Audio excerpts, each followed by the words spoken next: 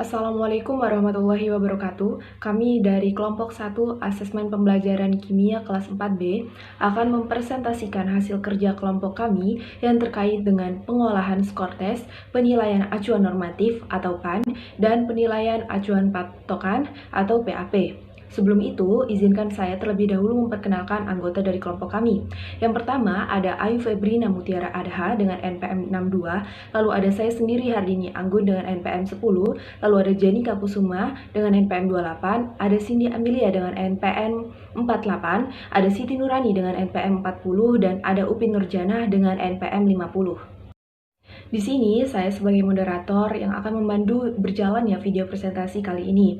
Sebelum itu saya akan menyampaikan timeline atau pembahasan materi yang akan kami bahas pada video presentasi berikut ini. Yang pertama ada yang terkait dengan pengolahan skor tes, lalu ada penilaian acuan normatif atau PAN, ada penilaian acuan patokan atau PAP, dan yang terakhir ada perbedaan PAN dan PAP.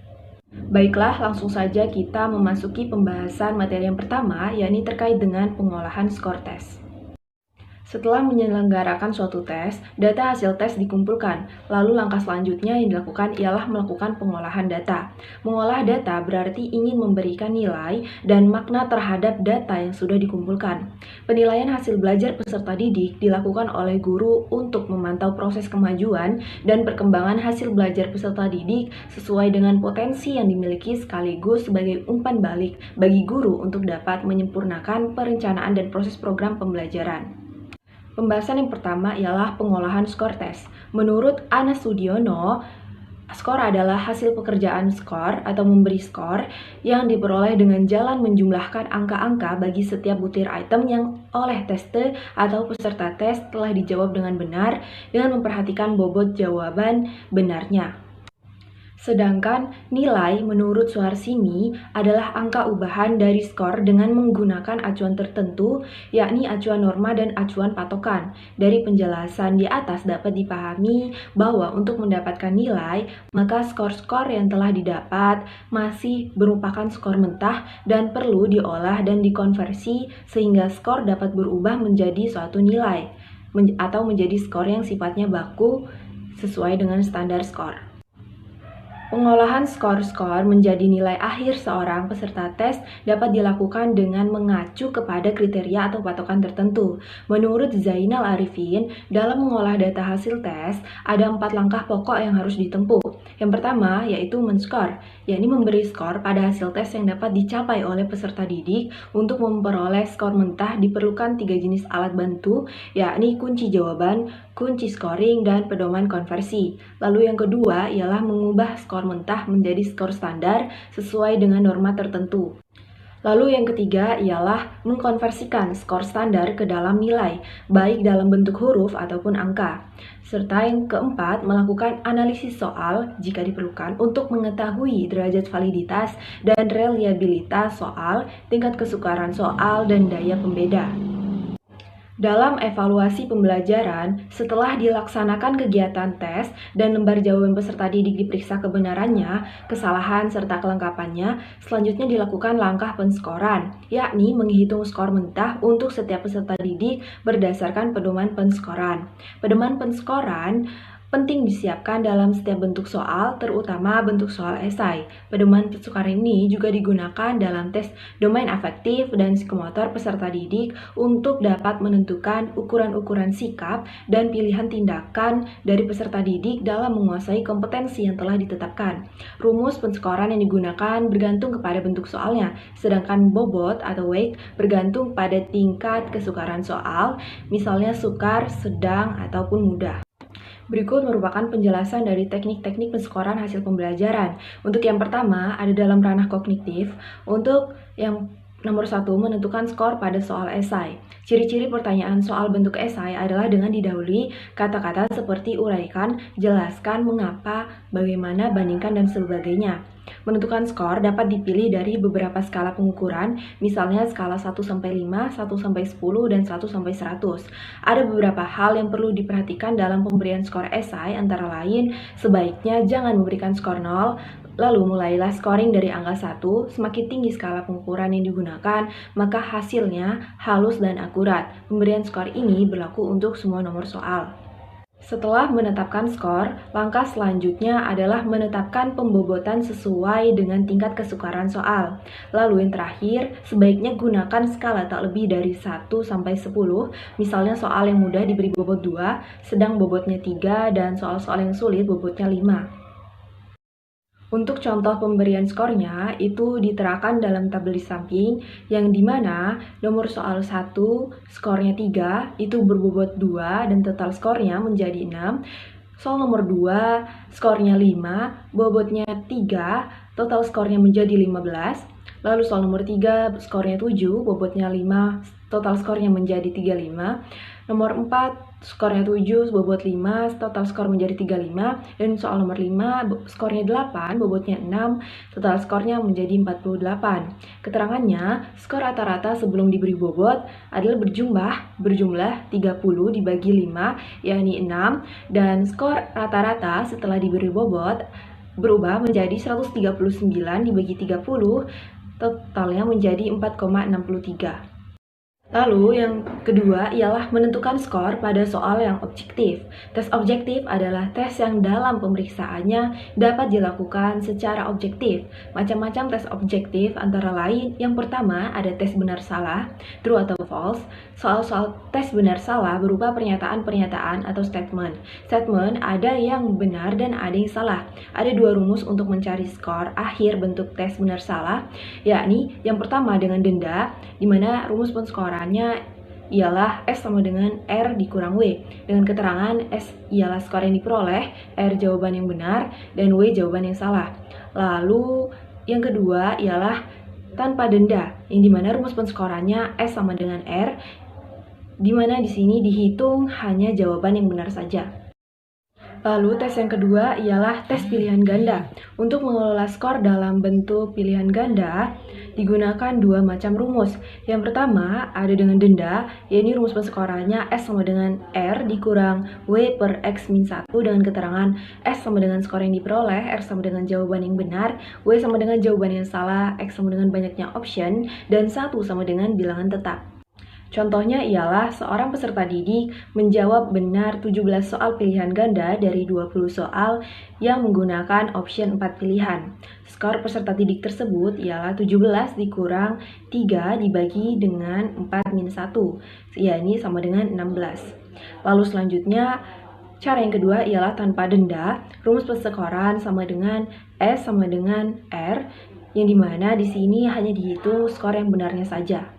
Lalu tes yang selanjutnya ialah tes menjodohkan. Cara mengelola skor tes menjodohkan ini S sama dengan R, dengan keterangan S sama dengan skor yang diperoleh, R sama dengan jawaban yang benar.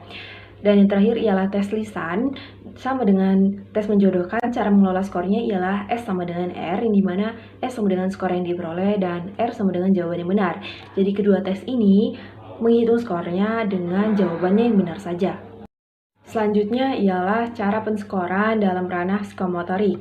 Salah satu instrumen yang sering digunakan untuk menilai hasil belajar keterampilan adalah rubrik.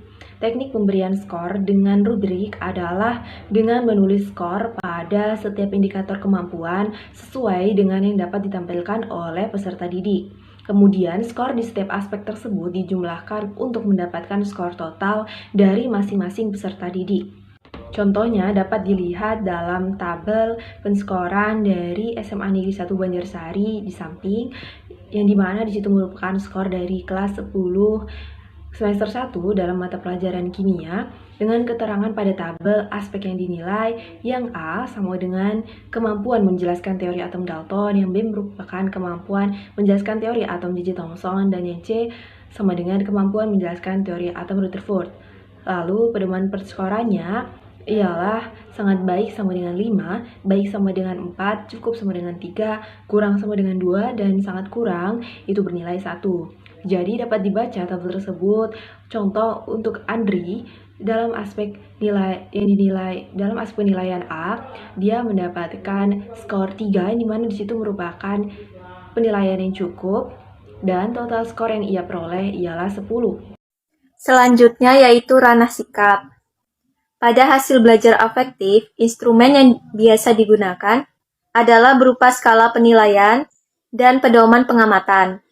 Pada umumnya, skala penilaian tersebut menggunakan skala Likert dengan rentangan 3, 4, atau 5, yang kemudian ditafsirkan menggunakan kategori verbal seperti sangat tinggi, tinggi, cukup, rendah, dan sangat rendah. Atau bisa juga dengan menggunakan sangat baik, baik, sedang, kurang, dan sangat kurang. Berikut adalah contoh pedoman observasi sikap jujur. Pada tabel tersebut terdapat 12 sikap yang akan dinilai dan terdapat 5 peserta yang akan dites. Selanjutnya membuat pedoman penskoran. Skala sikap dibuat dengan rentang dari 1 sampai 5.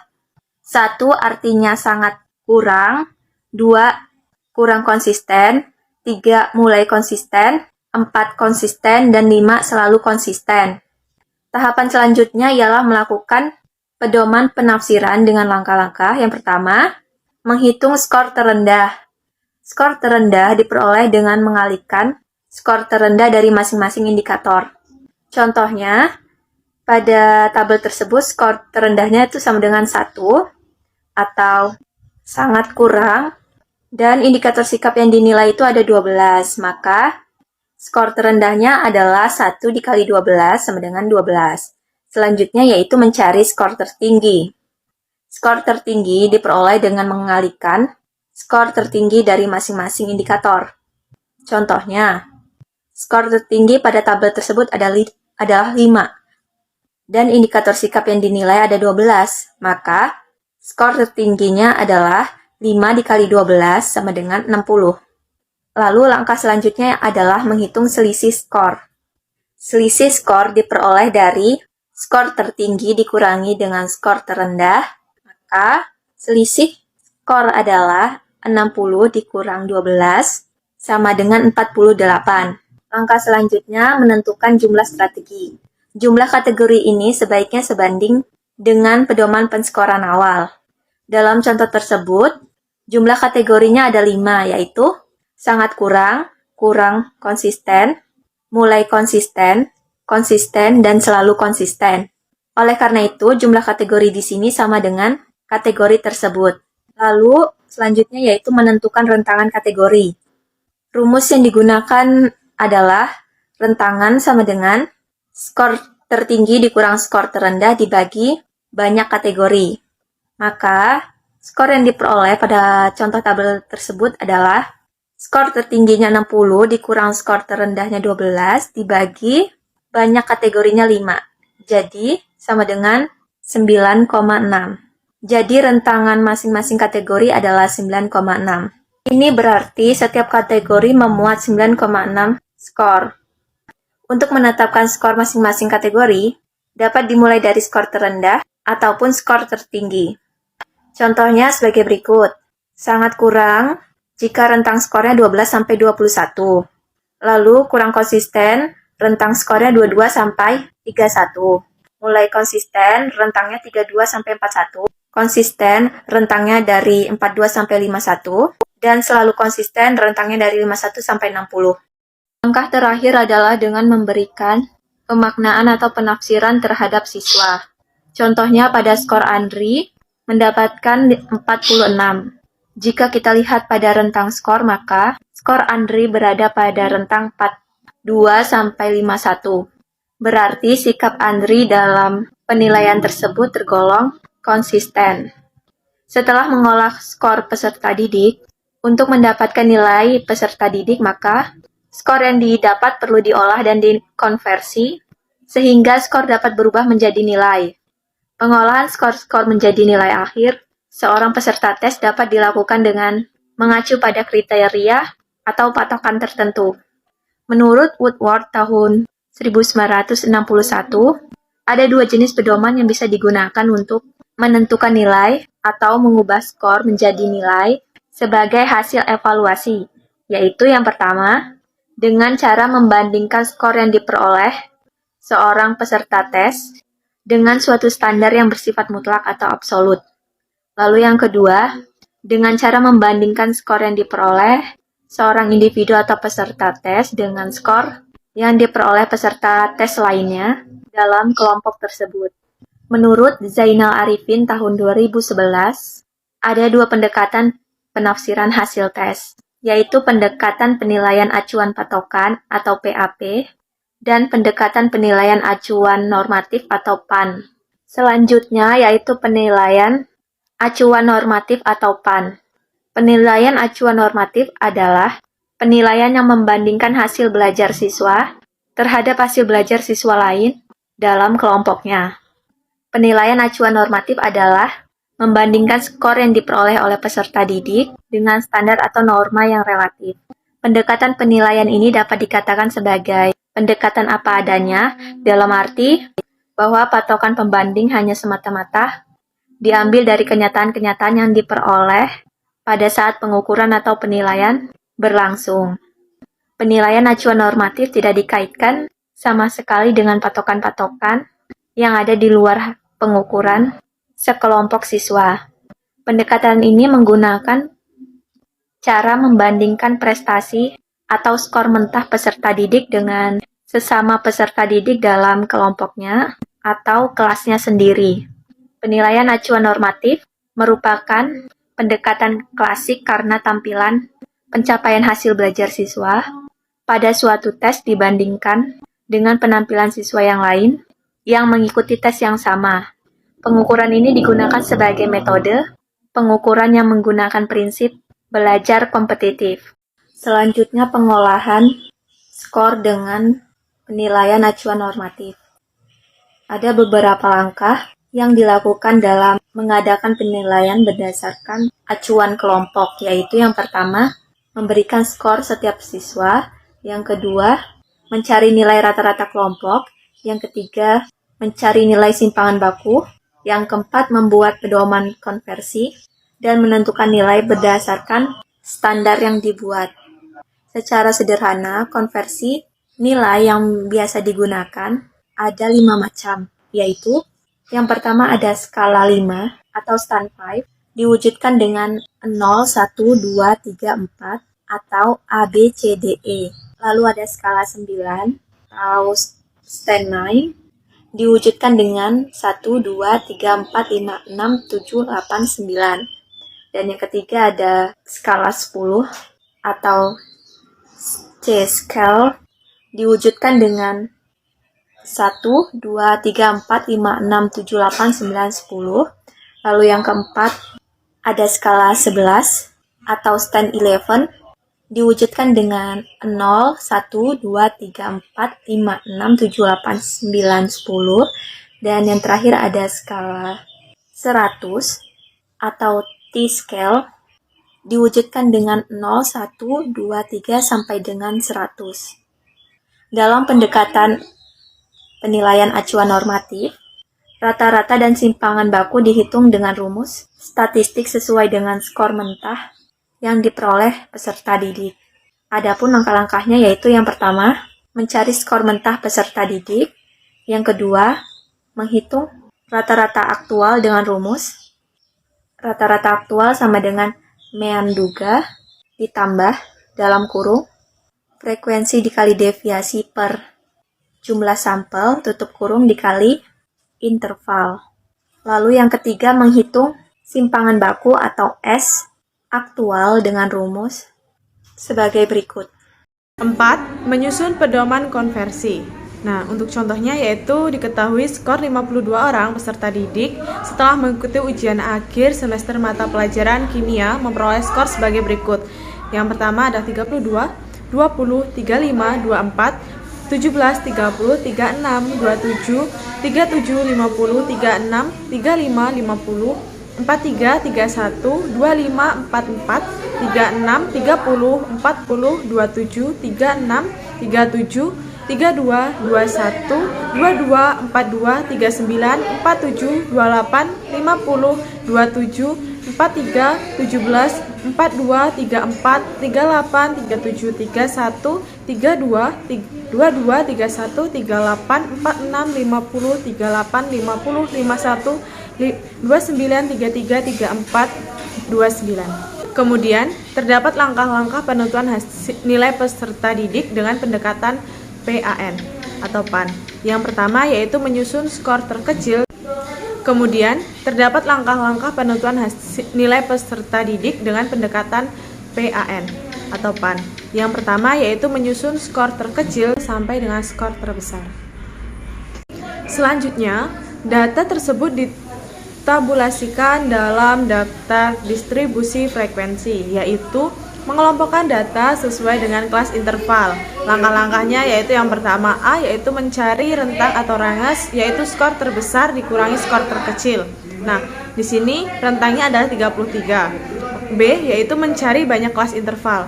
Banyak kelas intervalnya yaitu 1 ditambah 3,3 log N, yaitu didapatkan hasil yaitu 7 dan dibulatkan. Kemudian untuk C yaitu mencari interval kelas. Nah, untuk interval kelas ini yaitu rumusnya I sama dengan rentang dibagi banyak kelas.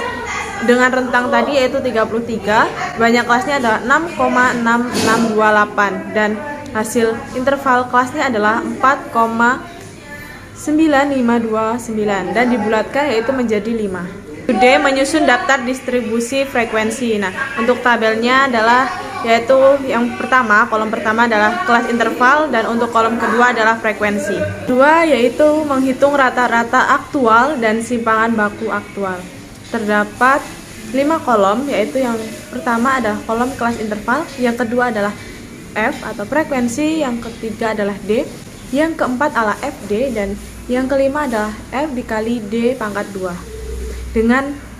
Dengan rumus yaitu untuk menghitung rata-rata ideal, yaitu rata-rata ideal sama dengan MD ditambah sigma F kali D dibagi N, yaitu didapat I sama dengan 34 ditambah 4/52 dikali 5. Nah, hasilnya yaitu 34,38. Ketiga yaitu menyusun pedoman konversi. Yang A yaitu skala 5 yaitu 0 sampai 5 dibagi rata-rata ideal. Untuk A yaitu rata-rata ideal ditambah 1,5S sama dengan 34,38 ditambah 1,5 dikali 8,79 dan didapatkan hasil yaitu 47,52. Untuk B yaitu rata-rata ideal ditambah 0,5S sama dengan 34,38 ditambah 0,5 dikali 8,79 dan didapatkan hasil yaitu 38,78. Untuk C yaitu rata-rata ideal dikurang 0,5 dikali S sama dengan 34,38 dikurang 0,5 dikali 8,79 dan didapatkan hasil yaitu 29,9. D adalah rata-rata ideal dikurang 1,5 dikali S sama dengan 34,38 dikurang 1,5 dikali 8,79 dan didapatkan hasil yaitu 21,20. Dan untuk E yaitu di bawah dari nilai D. Nah, dengan demikian didapatkan skor yaitu 32 nilai C dan 20 nilai E serta 35 nilai C dan 24 untuk nilai D dan skor 17 untuk nilai E. Yang B adalah skala 10 yaitu dari 0 sampai 10. Untuk rumus sama dapat dilihat pada tabel. Dengan demikian didapatkan skor yaitu 32 nilai 4 dan skor 20 nilai 2, skor 35 nilainya 5 dan 27 nilainya 3 serta skor 17 nilainya 1. D adalah konversi dengan Z dikurang skor. Z dikurang skor adalah suatu ukuran yang menunjukkan berapa besarnya simpangan baku seseorang berada di bawah atau di atas rata-rata dalam kelompok tersebut. Dengan rumus yaitu Z sama dengan X dikurang rata-rata ideal atau rata-rata dibagi adalah simpangan baku. E adalah teknik dan prosedur pengolahan skor dengan PAN dalam Microsoft Excel. Nah, dalam teknik ini dan prosedur ini terdapat langkah-langkah, yaitu berikut langkah pengolahan skor di atas dengan penilaian acuan normal atau PAN dalam Microsoft Excel. Yang pertama adalah buat tabel seperti tabel di atas dalam Microsoft Excel. Kemudian kemudian buat kolom skor rata-rata, mean, dan standar defisial nilai PAN dan kriteria PAN yaitu sebagai berikut. Langkahnya A. Buat pada kolom F menu skor rata-rata dan carilah skor rata-ratanya dengan cara klik di sel, yaitu F sama dengan Avenger C2 dibagi E2, kemudian tarik titik kotak pojok sampai F11. Kemudian untuk B yaitu mencari mean dari skor data, buat kolom di sel E12, kemudian klik di sel yaitu F12 sama dengan Avenger F2 dibagi F11. Kemudian untuk yang C mencari standar defisian, yaitu buat kolom standar defisian pada sel 13E, kemudian klik di sel F13 yaitu sama dengan STDEF di dalam kurung F2 dibagi F11. D. Setelah membuat kolom PAN di G1, diolah skor tersebut dengan PAN dengan ketentuan yaitu A. Lebih dari rata-rata ditambah 1,5 SD. Dengan rata-rata ditambah 0,5 SD kurang dari B dan kurang dari rata-rata ditambah 1,5 SD. Itu C lebih dari rata-rata dikurang 0,5 SD atau C kurang dari rata-rata ditambah 1,5 SD. Kemudian D lebih dari rata-rata dikurang 1,5 SD atau D kurang dari rata-rata ditambah 1,5 SD. Dan untuk E adalah kurang dari rata-rata dikurang 1,5 SD. Adapun langkah-langkah untuk klik pada sel G2 dengan rumus dapat dilihat pada tabel dalam PowerPoint, dan kemudian tarik titik kotak pojok sel G2 sampai G11. E. Untuk kriteria PAN misalnya lulus, yaitu nilai C, remedian nilai kurang dari C. Adapun langkahnya klik pada sel H2 dengan tulisan rumus yaitu dapat dilihat pada kolom, kemudian tarik titik kotak pada pojok sel H2 sampai H11. Selanjutnya yaitu penilaian acuan patokan atau PAP.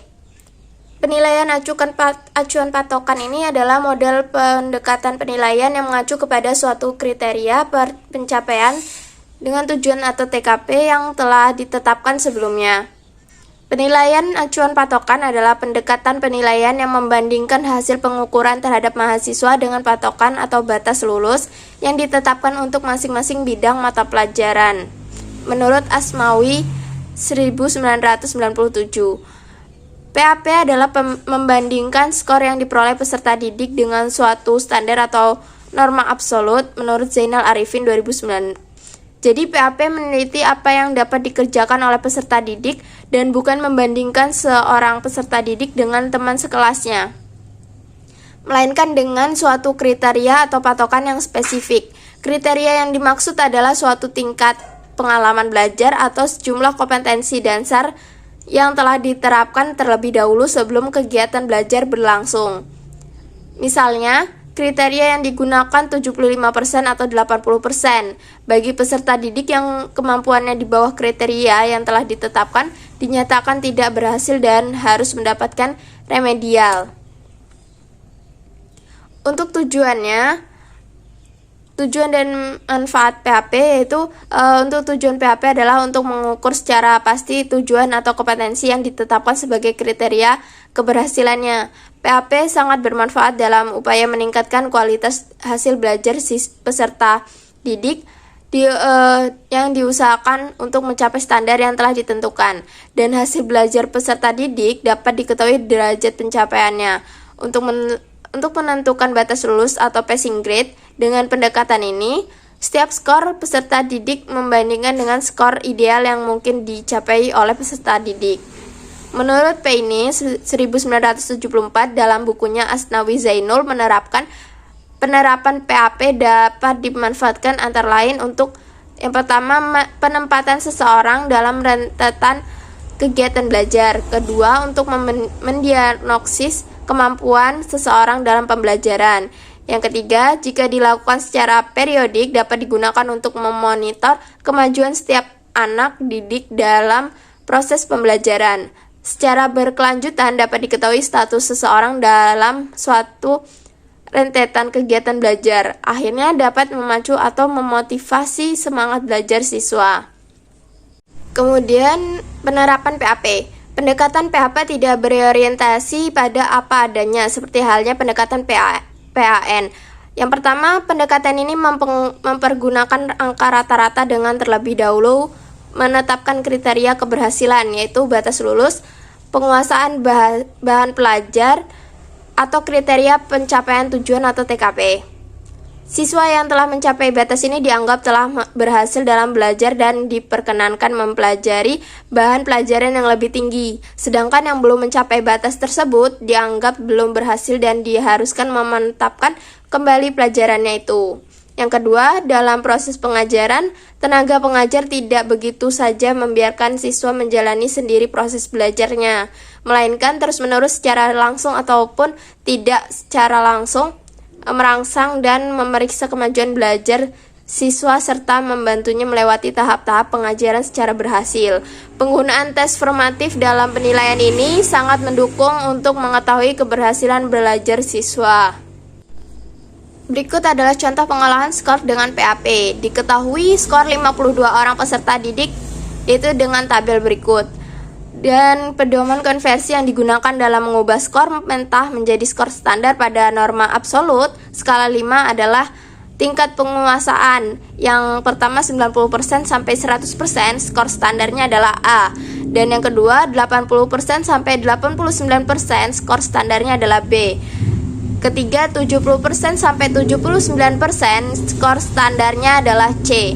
Dan yang keempat 60% sampai 69%, skor standarnya adalah D.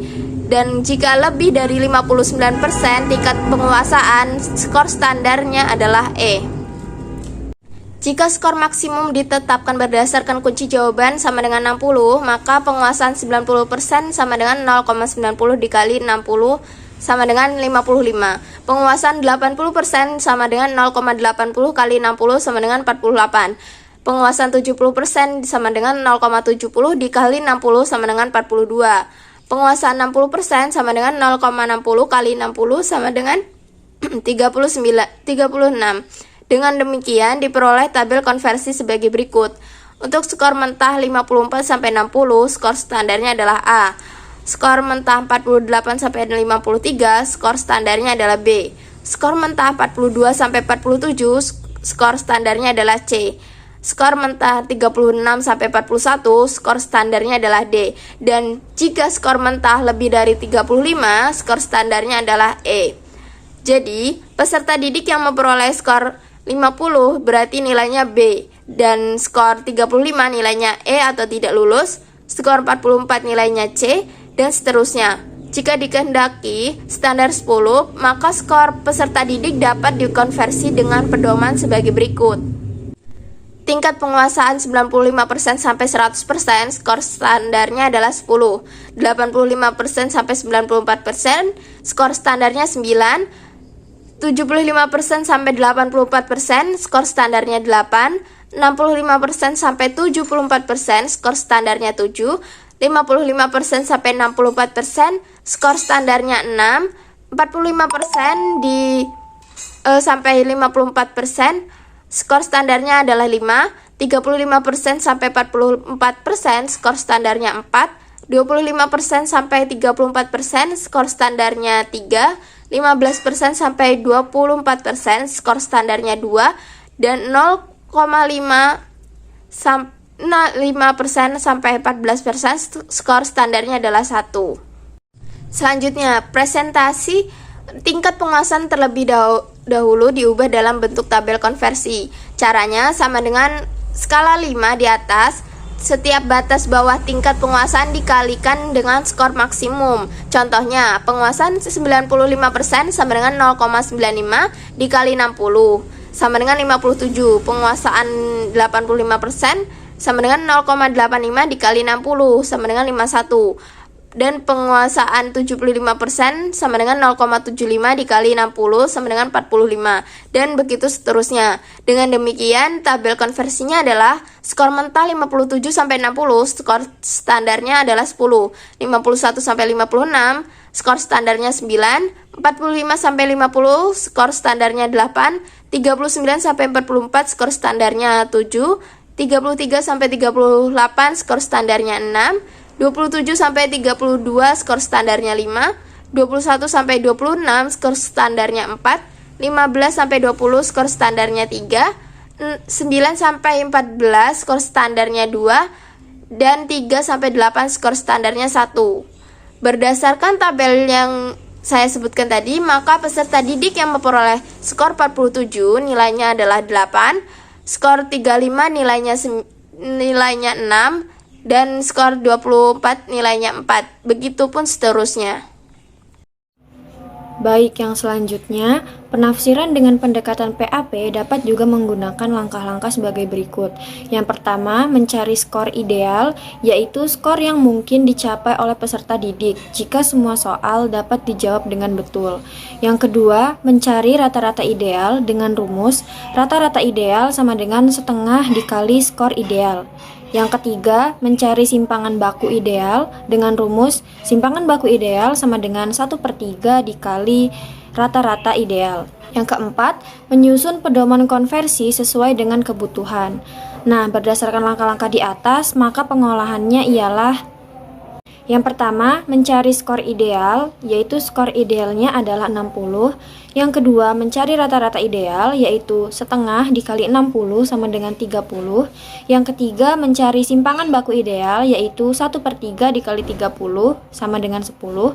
Yang keempat, menyusun pedoman konversi sesuai dengan kebutuhan. Yang pertama yaitu skala 5, di mana berarti akan ada 5 nilai, yaitu A, B, C, D, dan E, di mana rata-rata ideal ditambah 1,5 dikali simpangan baku ideal sama dengan 30 ditambah 1,5 dikali 10 sama dengan 45. Lalu rata-rata ideal ditambah 0,5 dikali simpangan baku ideal sama dengan 30 ditambah 0,5 dikali 10 sama dengan 35. Lalu rata-rata ideal dikurang 0,5 dikali simpangan baku ideal sama dengan 30 dikurang 0,5 dikali 10 sama dengan 25. Lalu yang terakhir, rata-rata ideal dikurang 1,5 dikali simpangan baku ideal sama dengan 30 dikurang 1,5 dikali 10 sama dengan 15. Nah, jadi jika kita lihat dari gambar berikut, maka skor 45 ke atas nilainya adalah A, skor 36 sampai 45 nilainya B, dan skor 26 sampai 35 nilainya C, skor 16 sampai 25 nilainya D, dan skor yang di bawah 16 maka nilainya adalah E. Dengan demikian, skor 32 nilainya adalah C, skor 20 nilainya D, skor 35 nilainya C, skor 24 nilainya D, dan skor 17 nilainya D. Baik, selanjutnya adalah skala 10 dengan cara perhitungan sama seperti skala 5 tadi. Bedanya pada skala ini ada 10 skala. Nah, perhitungannya dapat dilihat pada gambar di sebelah kiri. Jika kita lihat pada gambar berikut, maka skor yang di atas 52,5 nilainya akan 10. Skor 48,5 sampai 52,5 nilainya 9. Skor 43,5 sampai 47,5 nilainya 8. Skor 38,5 sampai 42,5 nilainya 7. Skor 33,5 sampai 37,5 nilainya 6. Skor 28,5 sampai 32,5 nilainya 5. Skor 23,5 sampai 27,5 nilainya 4. Skor 18,5 sampai 22,5 nilainya 3. Skor 13,5 sampai 17,5 nilainya 2. Skor 8,5 sampai 12,5 nilainya 1. Dan yang terakhir, nilai yang di bawah 7,5 nilainya 0. Dengan demikian, skor 32 nilainya 5, skor 20 nilainya 3, skor 35 nilainya 6, skor 24 nilainya 4, dan skor 17 nilainya 2. C. Skala 0 sampai 100 atau T-min score. Dengan rumus T-min score sama dengan 50 ditambah buka kurung X dikurang X rata-rata dibagi S tutup kurung dikali 10. Dengan keterangan 50 dan 10 sama dengan bilangan tetap, X sama dengan skor mentah yang diperoleh setiap peserta didik, X rata-rata sama dengan rata-rata, S sama dengan simpangan baku. Nah, contohnya, peserta didik A memperoleh skor mentah 35, rata-rata sama dengan 60, dan simpangan baku sama dengan 20. Dengan demikian, nilai yang diperoleh peserta didik A dalam skala nilai 0 sampai dengan 100 adalah 50 ditambah 35 dikurang 60 dibagi 20 dikali 10 sama dengan 37,5. Baik, selanjutnya D. Konversi dengan Z-min score.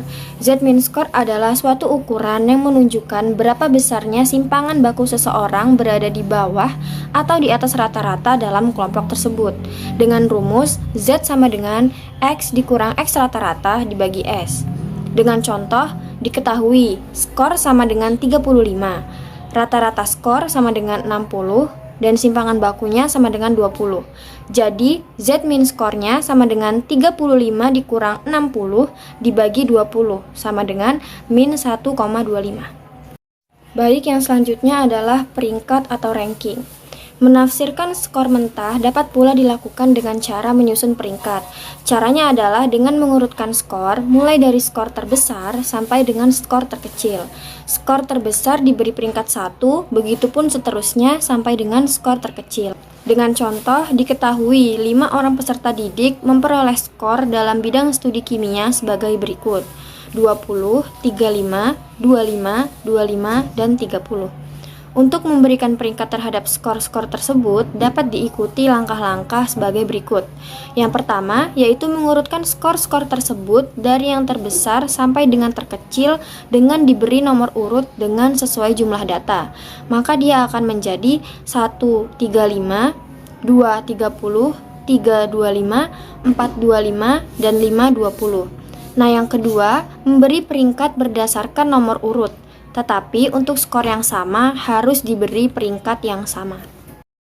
Nah, dapat kita lihat pada tabel, peringkat untuk skor 25 adalah 3,5 yang diperoleh dari nomor urut 3 ditambah 4 dibagi 2 sama dengan 3,5. Nah, untuk skor selanjutnya diberi peringkat sesuai dengan nomor urut selanjutnya. Baik, selanjutnya E, yaitu teknik dan prosedur pengolahan skor dengan PAP dalam Microsoft Excel. Misal data skor ini sama dengan data skor PAN di atas, sehingga hasil pengolahan skornya dengan pendekatan PAP adalah sebagai berikut. Adapun untuk menentukan nilai PAP mengacu pada patokan berikut. A. Untuk skor rata-rata lebih dari atau sama dengan 80. B. Untuk skor rata-rata sama dengan 70 dan kurang dari 80. C. Untuk skor rata-rata sama dengan 55 dan kurang dari 70. D. Untuk skor rata-rata sama dengan 40 dan kurang dari 55. Dan yang terakhir yang E, untuk skor rata-rata kurang dari 40. Kemudian pada sel G2 ditulis rumus sama dengan IF buka kurung F2 lebih kecil dari 40 titik koma tanda petik E tanda petik titik koma IF buka kurung F2 lebih kecil dari 55 titik koma tanda petik D tanda petik titik koma IF buka kurung F2 lebih kecil dari 70 titik koma tanda petik C tanda petik titik koma IF buka kurung F2 lebih kecil dari 80 titik koma tanda petik B tanda petik titik koma tanda petik A tanda petik dan tutup kurung.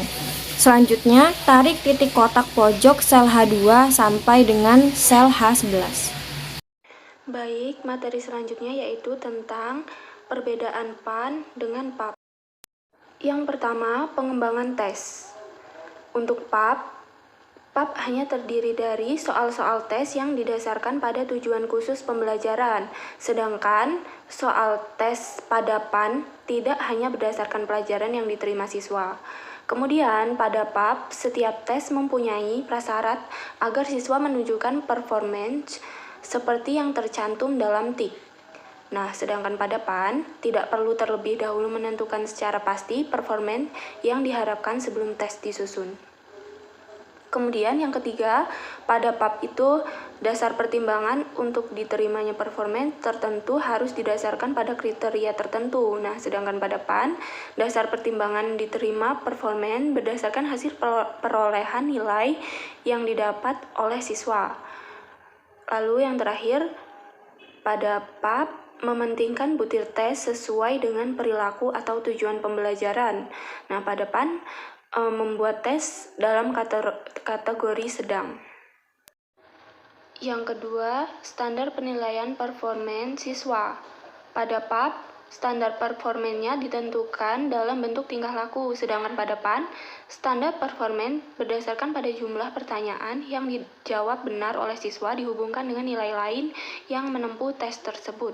Kemudian, pengukuran performance dalam menempuh tes didasarkan pada standar performa yang telah ditetapkan, sedangkan pada PAN, prestasi siswa adalah 80% dari siswa lain. Nah, untuk PAP, distribusi nilai tidak menyerupai kurva normal. Pada PAN, penilaian didasarkan pada apa adanya hasil prestasi siswa. Kemudian pada PAP itu didasarkan pada batas kelulusan atau KKM. Pada PAN, perolehan nilai berdasarkan pada kelompok atau kelas. Kemudian, perbedaan yang ketiga, maksud dari tes. Pada PAP dimaksudkan untuk mengklasifikasikan seseorang atau mendiagnosa belajar siswa. Kemudian pada PAN, untuk mengadakan seleksi pada individu atau membuat ranking. Selanjutnya, kelebihan dan kelemahan PAM dan PAP. Kelebihan PAM dapat digunakan untuk menetapkan nilai secara maksimal, dapat membedakan kemampuan peserta didik yang pintar dan kurang pintar, atau membedakannya kelompok atas dan juga bawah. Fleksibel atau dapat menyesuaikan dengan kondisi yang berbeda-beda, mudah menilai karena tidak ada patokan, dapat digunakan untuk menilai ranah kognitif, efektif, dan juga psikomotor. Kemudian kelemahan PAN, sedikit menyebutkan kompetensi siswa, apa yang mereka ketahui atau dapat mereka lakukan. Tidak fair, karena peringkat siswa tidak hanya bergantung pada tingkat prestasi, tetapi juga atas prestasi siswa lain.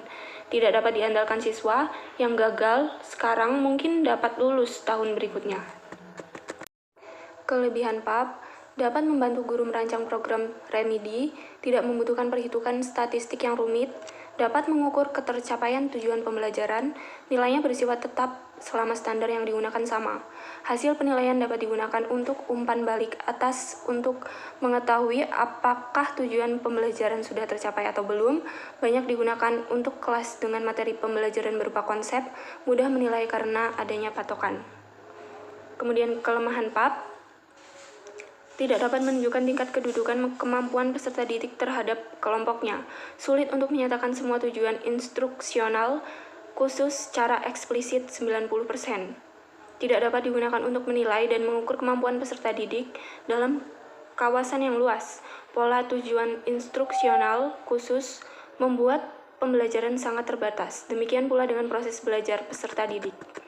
Sekian materi tentang pengolahan skor dan PAN serta PAP yang dapat kelompok 1 sampaikan. Kurang lebihnya kami mohon maaf. Terima kasih atas perhatiannya. Saya akhiri. Wassalamualaikum warahmatullahi wabarakatuh.